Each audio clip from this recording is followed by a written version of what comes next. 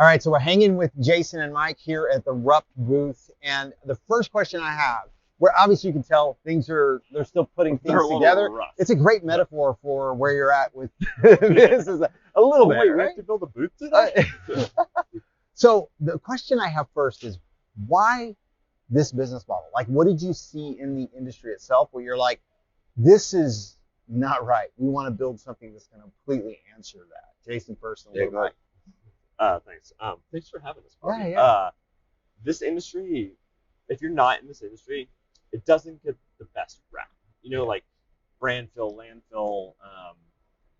The industry's phenomenal, but like from an outsider, people think of it as like cheap plastic stuff or whatever, right? Which isn't right. Like the industry needs to be elevated and have a better standard, I think. Yeah. So that's part of the reason. The other part of the reason is this business is built out of customer demand and what people have been asking for 15 years I've been in the industry, or 20 indirectly. So we decided to kind of conquer both those things, lack of transparency in the supply chain, a bunch of stuff, and that's how we're coming out with Rupt. So Rupt is product that's made, we're launching 30 products in 3 different categories: tech, drinkware, and bags, all made out of recycled material. Every single product's made out of recycled material, which is cool across the board. Everything's carbon neutral, so all products are carbon neutral. And then we're decorating product on 3 different continents in 48 hours, which is crazy. Yeah. All the packaging, second life. Yeah. This was made out of just customer demand and just what people have been asking for. Yeah. And we answered people's demands. Yeah, I want to get to that in a minute. Mike, what did you see when you, like, the model you guys were kicking around? Like, what did you see yourself about the industry that you were thrilled that you could the two market gaps that Jason alluded to, but also just a revivancy in product design. I think it's got a little stagnant. I mean, COVID did play a part in that, where designers couldn't go to China as much and develop as much. So just coming to market with new product design was just really capturing for me. Speaking of that, can we look at some of the product as we kind of walk around and hang out here? Yeah, that's for sure. See what's up. What do you want to start with? I'll start with, I mean, Go it's closest, but it's my Go favorite. grab some drinkware. Okay. All right. Oh, that's your favorite? I got a different favorite. All right. You both got favorites. Like, This is a Mike's cool not my piece. favorite. Right. What do you say? So, Mike's not your favorite. Mike's not my favorite. But you both have your favorites. This Okay, is cool. So like drinkware, we did tech before, we did bags. I mean, the tech and bags are like way more elevated than what we did before in a good way. Like we've learned a lot more from production standpoint, but I think there's a big gap in drinkware in our sector. So we've developed everything for Rupt, we've developed from the ground up. So my favorite new bottle is called the Lucen bottle. So from a decoration perspective, it's like crazy. You get a full digital imprint on one side, full digital imprint on the second side, full digital imprint on the top cap, plus a full digital imprint on the whole interior bottle, which is really cool. So you can do like really cool, funky artwork. Yeah. And this bottle's like 60% recycled, made out of recycled ABS plastic. The box for this turns into a greenhouse, so literally. What do you mean, like a little desktop? Like a little greenhouse? green- you can plant like succulents in it, put your potting soil in it. So cool. I really like the Lucen bottle. That's cool. What's your favorite? I got two, because I got 2 favorites. This is cool, just like almost like your grandma's side of your house. You can a little spigot on the side of the the house for your hose. So I like this, just the mechanism of which you open it, and then the sleekness of the Perfora. So nice like perforated slits here, and your seamless deco where the logo and everything matches up.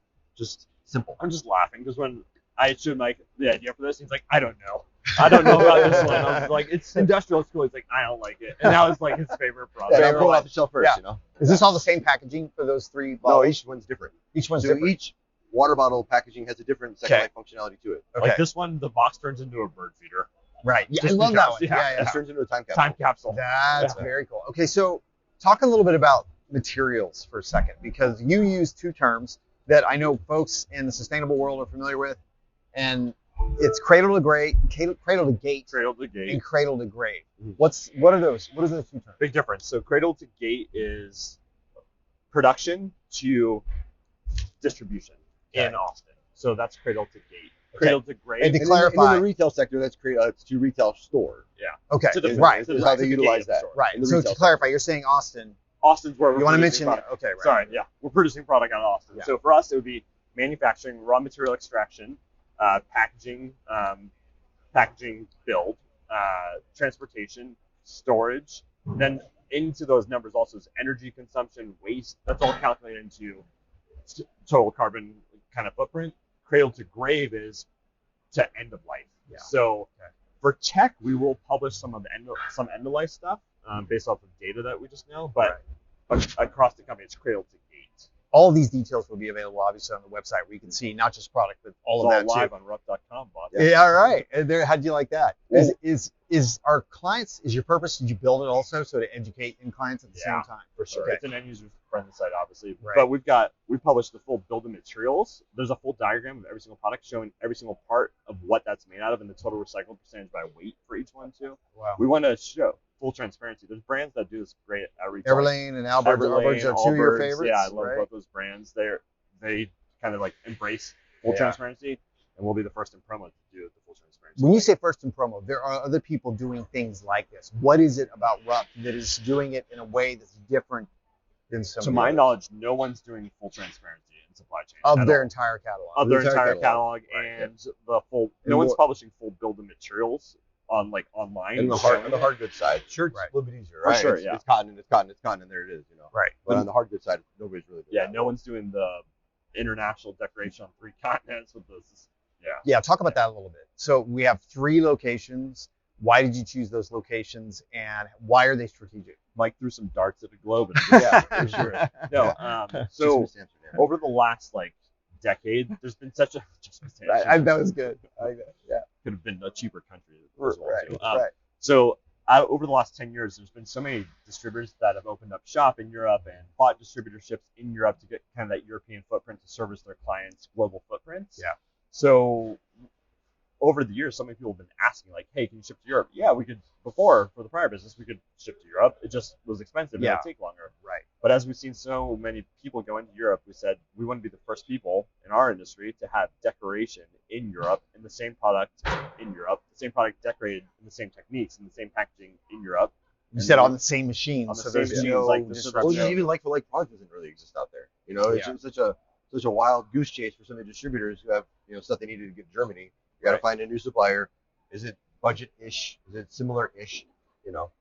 Yeah, and I think honestly too, like we've seen people go to Asia too. So like we're decorating product out of Hong Kong to deliver and fulfill within the APAC region. Yeah. And this is all at one piece within a week's time. Like that's the crazy part about it. Yeah. So that's what you've always been really, really good at. What about Portugal and Hong Kong was unique? Portugal, so Hong Kong existing like printer that we've known forever there. Portugal, so there's a business. It's a partnership with a company out of Europe that's selling our product into Europe, into distributors in Europe. We're utilizing them to decorate and fulfill our product for U.S. customers that need distribution in Europe, and vice versa. So if they've got a European customer that needs distribution and decoration within the U.S., they send us the order. If we need Europe, we send them the order. So we've known these guys for a long time. They came out of the gates with the same go-to-market, sustainable message, carbon neutrality. It's just who we picked to align ourselves with. The company's called Audacy out of Europe, AODACI. Full transparency. You're like, even that. You're in conversations like that. Full transparency. Your factory guys are going to be here if you want to. Yeah, it makes amazing. Boxes. That's amazing. So, Rupt for disruption, there are 2 key things I'm taking away. That is the fact that the product itself, full transparency about all the materials in the product, and then the supply chain itself. The other disruptive part is that global distribution, small quantities, and fast turn. What is it you're both trying to correct? Like you've done this before successfully with Origaudio, and you obviously learned a lot, made a lot of mistakes, but you also were this colossal success. Yeah. What about that process that you're like, you know what, we're going to completely do this over, and we're thrilled to get the chance to do something again? I'm super proud of what we built before. We birthed the baby together, which was weird to say, but I'm proud of our now teenage baby, that is off at summer camp with HPG, and HPG's crushing it, and I hope Origaudio still continues to flourish. Yeah. When you start a business over time, there's so many things you wish you had done differently. We were in California before. We're both from California, I'm from California. We live in California. Yeah. Not the best state from a distribution standpoint to decorate it and fulfill product out of. You lose business on the East Coast. We had all of our employees in California before. Expensive. We wanted to go into Europe. We didn't do it. So all the things that I wish we had done differently before, we're now able to do, which is cool. And I think that's unique and compelling. How about you, it's not a startup this time; it's a restart, and we have all the knowledge of 30 years combined in this industry and running it to be able to restart and go off with a bang. Yeah, and just correct the things like you said before. Distributors complain about this. Distributors complain about this. Let's fix those out. Distributors don't just complain, but we love distributors. Distributors have ideas about Right, what we right. can make better. Well, that's helpful. And then what we you've can done, just, we just do it right off the bat. Yeah. We get that nice fresh slate to come up as well. Okay. This time too, like we pushed the industry before, right? To Yeah. adapt to new standards of like quick turn, no minimum, no setup, full digital 5 days, like we did before in the prior business. Now I'm going to push the industry from a product standpoint and a go-to-market standpoint to adapt to this as the new norms: transparency, recycled, sustainable, multi-continent, carbon neutrality. Like I hope the industry latches onto that because it'll make the industry better as a whole and elevate it even further. And you have a couple initiatives with this, knowing you two and how you do content marketing and branding, is that you're both educating on product and this entire system. Yeah, it's weird this time because it's not just product. Before at Org, it was product and it was like a little go-to-market. And go-to-market. Now it's education as a whole plus product. So it'll be easier to sell product once we can educate people. Yeah. So if we can educate people first on the new norm of how we're doing it, the product will come second, right? One more question about location. Why Austin other than its central locale? Good barbecue. No. Yeah. Good nightlife. No, it's a good tech epicenter. it's a great right tech now. epicenter. There's a lot of people from California that moved to Austin. Yeah. And we love Austin as a whole. It fits the ethos of the brand too. Like this brand is an Austin type of brand. So we're stoked on Austin and centrally located. We can ship anywhere in the country in 3 days from Austin, which is awesome. California is 5 days before. Brutal. Right. I'm a bag junkie, so can we just look at one more product? Sure, like one more favorite product from both of you? Ooh. Hit the Galindo there. This is the bag I'm actually carrying it. Here's mine, full of junk and stuff. But this is the Galindo bag. So this bag is made out of like 60 to 70% recycled polyester. You've got a full digital imprint around the front face of it. You've got your luggage pass-through on the back. There's a hidden passport pocket behind it, so you can drop in passport or mule money or whatever you need. Is this your favorite too? Yeah. But I got another favorite because we're Okay, showing keep going. product. I didn't mean to interrupt you. Because we're showing product, right? Fine. Interrupt. It's Get it? all right. Tough crowd. No, this one's cool. That one's still my favorite, but this one's silver for me. Nice, like this is like legit like Yeah, I steel. love that. That's cool. Built in, like full transparency is like $2.30 in China. Yeah. So it's like Just high for that quality buckle. material, just for this buckle. Wow. And also the jacquard material just has a different, unique feel from what we see out in the industry. You just said full transparency. You told me the raw product cost. Yeah. That's your MO. Just with that buckle. The buckle. I didn't Right. tell us. What's the price on that? That bag? This one's 45. Okay. So talk one. Use these as examples. wife's favorite. Net. I'm Yeah, glad you said my that. wife's favorite, so. Materials wise, tell us a little bit more about what's behind them. Recycled TPE, recycled nylon on the webbing, recycled EVA foam on the inside, recycled bias tape. Like, there's a lot. This bag, Meshing's recycled. Zipper pulls. yeah, recycled stainless steel in the zipper pulls. And we get down to like the granular, like this is like 0.2 grams of material used for this part. The carbon footprint on this bag is probably like 4 kilograms of CO2. That's completely carbon neutral and offset as well too. Wow. Like, it's cool. My wife loves this bag. It's That's called awesome. Ribbon. Yeah. Love it. I love the size of that one right there. Let's talk about the journey a little bit. Like the European market is light years ahead of us in terms. Talk about that a little bit. Yeah, Like, I was at PSI last week. Yeah. okay. Yeah. So what does the European, for those that are sort of new in our market, what does the European market look like, and how does yours sort of bring that into the U.S.? Man, Europe is like, it makes the U.S. This is no shade at the U.S. I love America. U.S. is light years behind. It looks like elementary school over here compared to Europe. If you go, like, I was at PSI last week. I walked the whole show, right, supporting our European launch, which was last week. But the minimum viable product has to be sustainable, has to be eco, has to be recycled. Like, that's what everyone's doing. Like, minimal packaging. Like, there's no one doing this here. Like, why? Why is Europe and Asia and everywhere else so far ahead of the U.S.? It shouldn't be that way. Mike, what did you think about? What do you think about? What are you bringing? You're bringing that whole concept here. Yeah, I think what the other things the European market brings is just a clean design of everything too, just an elevated look. It's not like they're more sophisticated than us because, like you said, America, but it's just a more sophisticated overall business experience and buying experience in the industry. Not the fact that they just have like espressos and pints at their booth. That part's nice too. That's nice. I like that. But definitely just an overall better buying experience and go-to-market strategy. Right. What's been the hardest part about doing this? Like, I know there's probably been lots of hard parts, but is it? Have you seen how weathered and tired I am? Oh, It's when we started before, Go ahead first. we were young bucks, right? Right. I'm not saying we're like old and weathered, but we were 26. No families, no wives. I was dating my wife at the time. Mike hadn't met his yet. Kids are the toughest. Kids for sure. Right. But now, like, so there's all that. There's the family dynamic. We're older. We have way more knowledge now. Yeah. But we're trying to start here. Yeah. When we started at Org, we were here. It was 2 dudes in a garage. The only way was up. This is 6,000 2 products at a table. But And now then- it's like, and then 2 tables, and then Yeah. like now we're starting here. we're starting at like almost like year 5 to 7 of Org, because we want to go that much faster. And honestly, we know a lot more now. Yeah, we know what not to do. Sure. And there's just a lot of pressure too. Like, Yeah. there's a lot of pressure, and building this all on an accelerated timeline from September to now, and Yeah. getting stuff built and like launched and the website, and it's like launching the brand, launching 30 products, getting all those products, launching the whole business, launching a production facility on 3 different continents, hiring a team.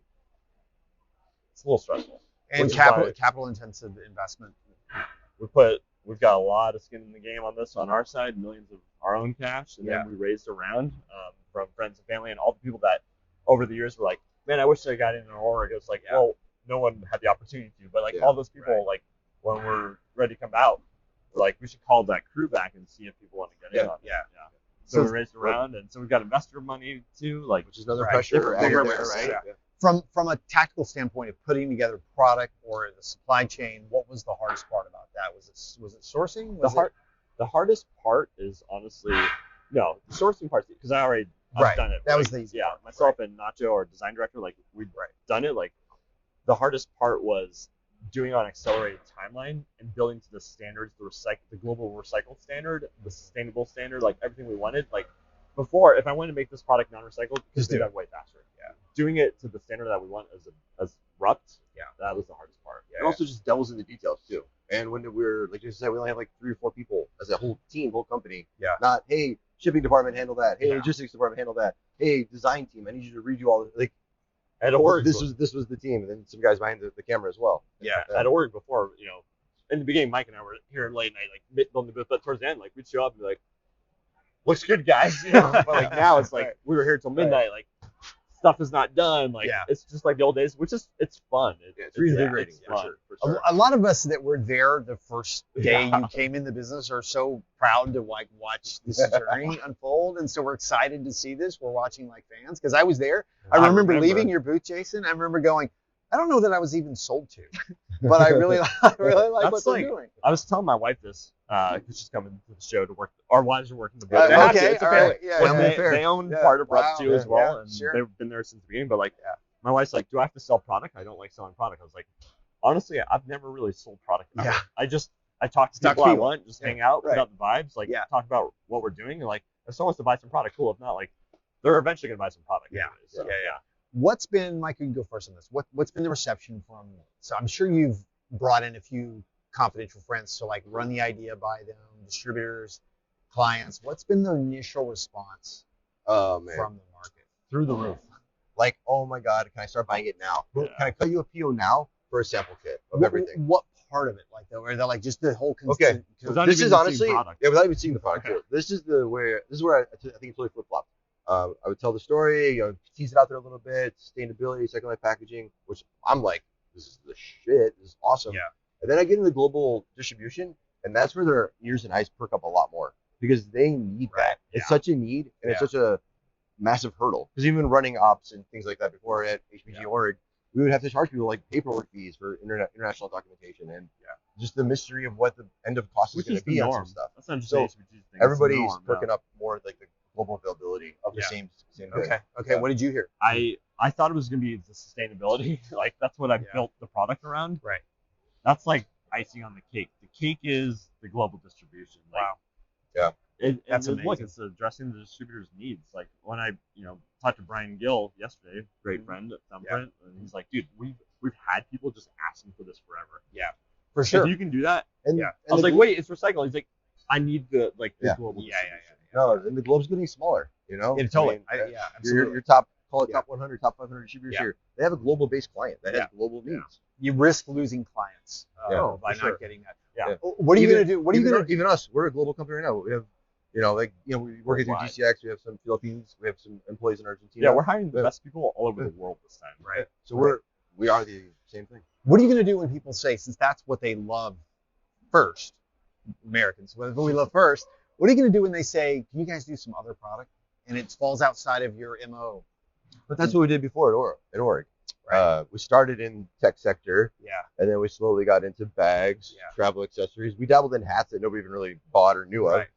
Even though we had two initial drinkware pieces as well. So yeah, the evolution of Rupt will carry the same path as well. But we'll sustainable. More. Oh no, that'll always that's be what I mean. It's like sustainable, no second life outside packaging, of that. global We availability. will never. Those are our pillars. Yeah. Okay. We will never. They're literally our pillars.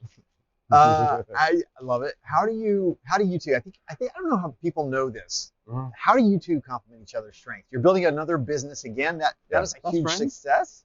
I mean, you got to drive each other crazy sometimes. Of course. But what's the dynamic here? I think we learned.